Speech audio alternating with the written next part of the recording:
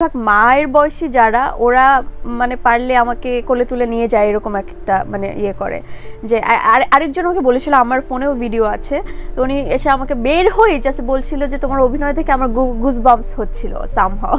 তো তখন আমি ওরকম চিন্তা করছিলাম যে আমার অভিনয় থেকে আসলে কি মানুষ এরকম হয়, আমি চিন্তা করলাম না হলে তো উনি আমাকে বলতো না। তো এই জিনিসগুলো খুবই ভালো লাগছে।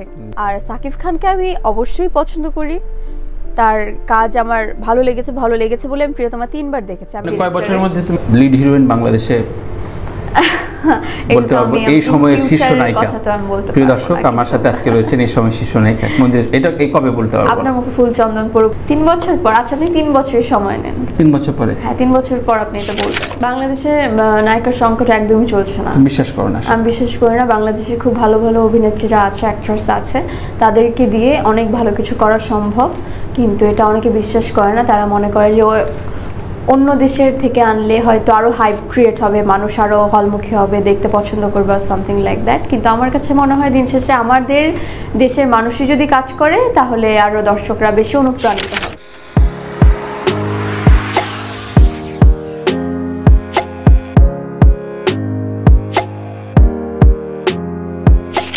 এটা তো একদমই, কারণ আমার ক্যারিয়ারটা আমারই। দিন শেষে আমি যেটা বিবেচনা করব, ভাববো, সেটাই আমি করব। সবার ওপিনিয়ন আমি শুনি, কিন্তু রাতের বেলায় এসে আমার এক্স্যাক্টলি যেটা মনে হয় আমি সেটা করি, কারণ আমারও একটা ফিউচার প্ল্যান আছে। বেস্ট কমপ্লিমেন্ট আসলে অনেকগুলো, মানে আমি এভাবে তো বলা সম্ভব না, কিন্তু আমার কাছে সব থেকে বেশি এটাই ভালো লাগছে যখন আমি দর্শকরা হল থেকে যখন বের হয়, আমি সেলিম ভাই, রাজবা, আমি যখন দাঁড়িয়ে থাকি, মানে পাগলের মতো রিয়াকশান দেয় ওরা। মানে লিটারালি বেশিরভাগ মায়ের বয়সী যারা, ওরা মানে পারলে আমাকে কোলে তুলে নিয়ে যায় এরকম একটা মানে ইয়ে করে যে আরেকজন আমাকে বলেছিল, আমার ফোনেও ভিডিও আছে, তো উনি এসে আমাকে বের হয়ে জাস্ট বলছিল যে তোমার অভিনয় থেকে আমার গুজবাম্পস হচ্ছিল সামহাউ। তো তখন আমি ওরকম চিন্তা করছিলাম যে আমার অভিনয় থেকে আসলে কি মানুষ এরকম হয়, আমি চিন্তা করলাম না হলে তো উনি আমাকে বলতো না। তো এই জিনিসগুলো খুবই ভালো লাগছে। আমি যেহেতু কাজ করে স্টার্ট করেছি, আমার প্ল্যানিং আছে আমি কিভাবে আগাবো, কোন প্রজেক্ট করব, কিভাবে করবো অল। সো আপনি যেমন মিলি আপুর কথা বললেন, আরও অনেকের কথা বললেন, দেখেন সবার লাইফ তো সেম না। সো আমার লাইফ, আমার ফ্যামিলি ব্যাকগ্রাউন্ড, বা আমি যেভাবে আমার লাইফ স্টাইল করছি, আমার স্টোরি একরকম, অন্যদের স্টোরি আরেক রকম। তো ওরা হয়তো কোনো না কোনো সামহাউ কাজ করতে পারেনি বা চায়নি বা হয়ে ওঠেনি ছেলেও, বা তাদের অন্যরকম স্বপ্ন ছিল, বা ওই ক্যারেক্টারগুলো তারা পায়নি, হতেই পারে অনেক রকম। সো নানানভাবে হয়তো হতে পারে, তাদেরটা তো আমি চাই না, কিন্তু আমি চাই যে ভীষণভাবে এবং খুব ভালো ভালো কাজ করতে। আমার গ্রামে আমার এইটাই হচ্ছে আমার আফসোস, তানভীর ভাই মানে থাকে না, এই জন্যই হয়নি আমার সাথে, কারণ আমার হোম টাউন হচ্ছে খুলনাতে, আর খুলনায় আমার বাড়ি হচ্ছে মেইন প্রপারেই। ভালো ভালো মানে কয় বছরের মধ্যে তুমি লিড হিরোইন বাংলাদেশে বলতে পারবো এই সময়ের শীর্ষ নায়িকা? প্রিয় দর্শক, আমার সাথে আজকে রয়েছেন এই সময় শীর্ষ নায়িকা।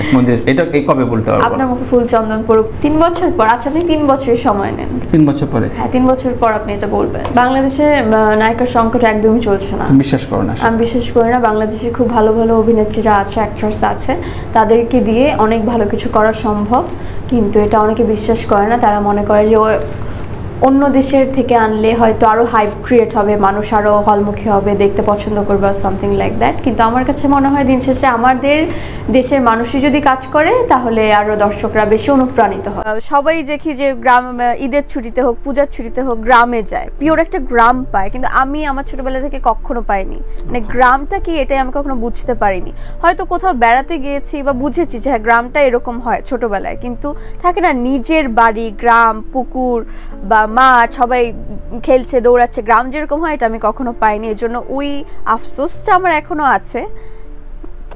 আমি জানি না ওনার ক্যারেক্টারটা কি, না দেখে অ্যাকচুয়ালি বলা উচিত না, কিন্তু আমার কাছে মনে হয় যে মানে চেষ্টা না করলে কোনটা হয় না। মানে আমি এই যুগের মেয়ে, আমি যেভাবে আমার লাইফ লিড করেছে, আমাকে যেভাবে বড় করে তুলেছে, আমি তো কখনোই ভাবতাম না যে আমি কাজল রেখা করতে পারবো। 400 বছর আগের একটা ক্যারেক্টার, এটা তো মানে আমি যখন দেখেছি বা ভেবেছি তাহলে আমি এটা কিভাবে করেছি, এত স্ট্রং একটা ক্যারেক্টার। তো আমি যখন এটা করতে পারবো, আমি ওটা কেন করতে পারবো? আমি কাউকে ভয় পাই না। Good follower.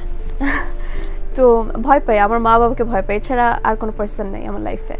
তো হয় যে যেমন বলিউডে আপনি ধরেন যে শাহরুখ খান আছে আর সালমান খান আছে, তো আপনি ধরুন যারা শাহরুখ খানের ভক্ত তারা কি সালমান খানের মুভি দেখতে যাবে? আপনি কিন্তু 100% শিওর দিতে পারবেন না সবাই গিয়ে দেখতে যাবে হুড়মুড় করে। আবার যারা সালমান খানের ভক্ত তারা কি শাহরুখ খানের মুভি দেখতে যাবে? ভাবেও আপনি তো পাবেন না, রাইট, যে সবাই আসবে। আমি তো চাইলে দেখতাম না, কিন্তু আমি দেখতে চাই, কারণ কে কেমন কাজ করেছে এটা তো আমারও দেখতে হবে, জানতে হবে। সো কেউ যদি ভালো কাজ করে তো আমার ভালো লাগবে। যেমন আগের বার আমি প্রিয়তমা দেখেছি, আমি সুরঙ্গ দেখেছি, তারপর পরাণ দেখেছি, আমি সব ফিল্মে আসলে আমি দেখি না। আমি আসলে এমন একটা মানুষ তানভীর ভাই, সবাই হয়তো শুনলে হাসবে বা মনে করবে এই মেয়ে। আর প্রত্যেকটি ইন্টারভিউতে আমি শুনতে শুনতে মানে অনেকেই আছে হয়তো আমাকে কিভাবে নিচ্ছে আমি জানি না। আমি আসলে যারা আমার সাথে পার্সোনালি মিশে যায়, এখন দর্শকরা তো আর এটা পারবে না আসলে, সত্যি কথা বলতে। মানে দূর থেকে সবাই মনে করে আমি একটু অহংকারী, একটু আমার ভাব বেশি বা কিছু, বা আমার কথা টোনে হয়তো আপনার কাছে মনে হয় না, কিন্তু অনেকের কাছে হয়তো মনে হয়। সো আমি একদমই এটা না। আর ও কি যেন বলছেন আপনার কোয়েশ্চেনটা? আমি আসলে আমাকে নিয়ে যেই পরিমাণে ব্যস্ত থাকি, মানে আমি আমাকে নিয়ে পজিটিভ, আর আমি নিজেকে না অনেক দূর অবধি চিন্তা করি, অনেক দূর অবধি দেখি। সো এজন্য আমি হয়তো ওভাবে ভাবছি না, আমি আমার নিজেকে নিয়েই ভাবছি। আমার মাইন্ডটা আসলে ওরকম না যে রেসে আছে কি নেই তাই বলে যে আমি কারোর ফিল্ম দেখবো না বা অন্য কাউকে নিয়ে আমি কথা বলবো না, এরকম একদমই না। আর সাকিব খানকে আমি অবশ্যই পছন্দ করি, তার কাজ আমার ভালো লেগেছে বলে আমি প্রিয়তমা 3 বার দেখেছি। আমি আমেরিকাতেও দেখেছি, বাংলাদেশে এসে ফ্রেন্ডসদের নিয়ে দেখেছি। হ্যাঁ, এত ভালো লেগেছে আমার, আসলেই ভালো লেগেছিল। আচ্ছা, গানগুলো ভালো লেগেছিল, আর ইদিকা পলের আমার অভিনয় ভীষণ পরিমাণে ভালো লেগেছে মেয়েটাকে। তো স্টোরি লাইন সবকিছু মিলায় ঠিকঠাক ছিল, তো 3 বার দেখা হয়ে গিয়েছে আসলে। তো যেটা ভালো লাগবে সেটা আসলে আমাকে কেউ আটকাতে পারবে না। আমি তো বিজনেস করতে চাই, আমি অলরেডি আমি বিজনেস করছি। আমার একটা ছোটখাটো একটা জুয়েলারি বিজনেস আছে, আর আমি বিজনেসটা খুব পছন্দ করি করতে, আমার কাছে এটা খুব ভালো লাগে, এবং আমি ইন ফিউচার এটা খুব বড় পরিসরে করতে চাই। কারণ এখন তো ওইভাবে সময় সুযোগ পাচ্ছি না, কারণ বিজনেস তো অনেকটা পরিমাণে সময় দিতে হয়। সো ওই সময়টা এখন আমার হাতে নেই। ইন ফিউচার আমার এরকম প্ল্যানিংও আছে। আমার ইন্ডাস্ট্রিতে কোনো বন্ধু নেই, বন্ধু ভেবেছিলাম কিন্তু দিন শেষে তারা বন্ধু হয়ে উঠতে পারেনি। আমি আর কাউকে বন্ধু বানাতে চাই না, কাউকে বিশ্বাসও করি না। হ্যাঁ, মিডিয়াতে কেউ কারোর বন্ধু নয়, সবার সাথে হাসি মুখে কথা বলবেন, সবাইকেই পছন্দ করবেন, সবাইকেই ভালোবাসবেন, কিন্তু আপনি বাড়িতে যখন আসবেন আপনি শুধু আপনারই, আপনি কারণ না। আমি জানি যে যেই মানুষটা এখন আমি দেখছি যে এখনই এসে আমাকে এসে জড়ায় ধরবে, 2 দিন আগে সে আমাকে নিয়ে গসিপ করেছে, কিন্তু আমার এটাতে কোনো রকম যায় আসে না। আমি বলি হেই কি অবস্থা, কেমন আছো, জড়িয়ে ধরি, ঠিক আছে।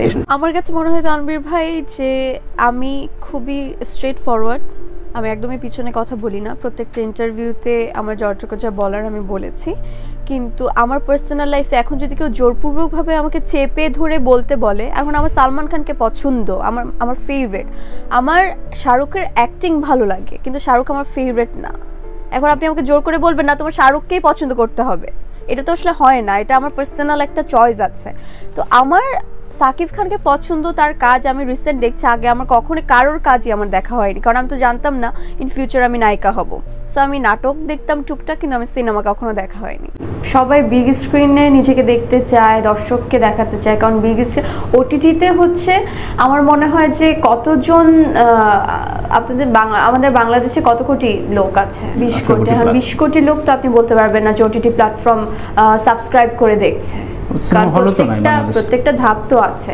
কিন্তু হ্যাঁ, আমি 20 কোটি লোক যে হলে যায় তাও কোনো মানে নেই, কিন্তু প্রত্যেকের তো একটা চাপ পাওয়া থাকে না যে আমাকে বিগ স্ক্রিনে দেখাবে, দর্শক আসবে দেখবে অর সামথিং। থেকে অনেক সিনেমা দেখি আমি, এবং আমি এত পাগল যে সিনেমা বাংলাদেশে রিলিজ হচ্ছে না, মানে শুধু আমার দেশে বলে না, আমি আসলে মুভি দেখতেই পছন্দ করি অনেক। খারাপ হলে আমি দেখতে যাই না, আগে আমি রিভিউ শুনি, সত্যি কথা বলতে, যে কোনটা কেমন হয়েছে এটা সবার কাছে শুনে আগে আমাদের ফ্রেন্ড সার্কেল সবগুলোকে পাঠাই, আগে তো ওরা গিয়ে দেখে আয়, কারণ ওরা তো আমার টেস্টটা জানে। রোমান্টিক তো করেছি, করব, ইন ফিউচারে হয়তো অনেক আসবে, বাট আমি থ্রিলার করতে চাই, কারণ আমাকে নিয়ে ছবি বানাবে কিনা এরকম তো মেইন প্রোটাগনিস্ট বলছি। হ্যাঁ সেটা তো বুঝতে পেরেছি, কিন্তু এরকম আমি তো আসলে জানি না। কিন্তু আমার কাছে মনে হয় যে ভালো গল্প যদি হয়, ওই যে আগেও বলেছি আমি, আমার স্টোরি আমার ক্যারেক্টারে যদি মনে হয় স্টোরি লাইনে আমার ডেপথ অনেক এবং আমার ক্যারেক্টারটা ভীষণ পরিমাণে স্ট্রং, তখন আমি অবশ্যই করব। আমি কি করেছি আসলে, আমি তেমন কিছুই করিনি সত্যি কথা বলতে।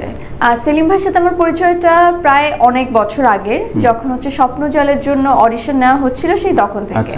সো স্বপ্নজলে অডিশন আমি দিতে গিয়েছিলাম, এটা আসলে কেউ জানে না, আমি বলতেও চাই না আসলে। তো তখন সেলিম ভাইয়ের সাথে পরিচয়, সেলিম ভাই আমাকে খুবই পছন্দ করেছিলেন। তারপর হচ্ছে কেন আমাকে আসলে অডিশনে ডাকা হয়েছিল, ওখানে একটা নাচের মেয়ে খোঁজা হচ্ছিল যে স্বপ্নজলে কি যে ক্যারেক্টারটা নিজের গলায় গান গেতে পারবে, নাচতে পারবে। তো অডিশন দেওয়ার পর সেলিম ভাই আমাকে পছন্দ করে, তারপরে 2-3 দিন আমি হচ্ছে রিহার্সেলও করি, কিন্তু অ্যাট আ মোমেন্ট হচ্ছে আমার তখন হচ্ছে এইচএসসি এক্সাম থেকে যায়। তখন মা পাপা কোনোভাবে রাজি হচ্ছিল না যে এক্সাম আগে তোমার কাজ পরে, কারণ ওটা লং প্রসেসে কাজ ছিল, কলকাতায় শ্যুট হয়েছে আবার ঢাকায়, তো সব কিছু মিলিয়ে তখন বলছিল যে না এখন এই কাজটা নিও না, আগে তুমি এক্সাম শেষ করো। তো তখন আমি আবার সেলিম ভাইকে বললাম যে এখন আপাতত হচ্ছে না আসলে ব্যাপারটা। তো করোনার সময় হুট করে দেখি সেলিম ভাইকে আমি খুঁজে পেয়েছি ফেসবুকে, তখন আমি ওনাকে রিকোয়েস্ট পাঠাই যে অ্যাট লাস্ট, আমি তখন বুঝতে পারছিলাম যে ফেক আইডি না রিয়েল আইডি, আমি অনেকটা চেক করে, কারণ ওনার অনেকগুলো আইডি, বোঝার উপায় নেই। তারপরে তো ওনার সাথে আমার ওই টাইমে কথা হলো, কথা হওয়ার পর হচ্ছে আমাদের ছোট একটা কাজ হয় ইউনিসেফের, মাত্র 3 দিনের একটা শুটিং থাকে। সো ওখান থেকেই আসলে সেলিম ভাই আমাকে চুজ করে।